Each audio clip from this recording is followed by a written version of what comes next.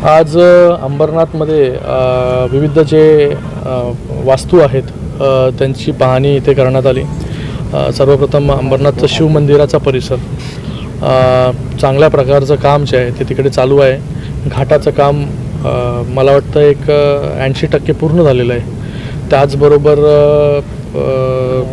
एक मोठी वास्तू पार्किंग प्लाझा असेल, त्याचबरोबर तिथे लोकांना राहण्यासाठी भक्त निवास असेल, त्याचं पण काम जे आहे हे मोठ्या गतीने चालू आहे।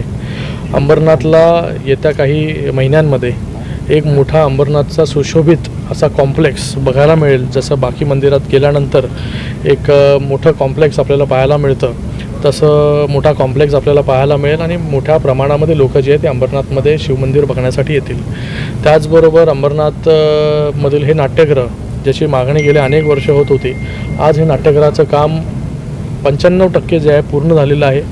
काही दिवसांमध्ये हे काम पूर्ण होऊन या नाट्यगृहाचं ओपनिंग जे आहे हे या ठिकाणी होईल। हे काही लोकांचं जे आहे हे काही दुर्लक्ष करायचं असतं, काही लोकांच्या वयाप्रमाणे जे आहे या सगळ्या गोष्टी होत असतात। बोलतात टीकेला टीकेतून उत्तर द्यायचं नाही, कामातून उत्तर द्यायचं।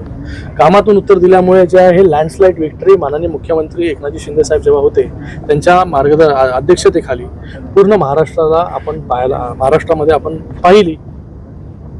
तर जे आहे टीकेला टीकेतून उत्तर दिलं की लोक जे आहे ते बरोबर लोक खूप समजदार आहेत की कोण प्रसिद्धीसाठी टीका करतं, कोण कशासाठी टीका करतं, कोण कशासाठी टीका करतं।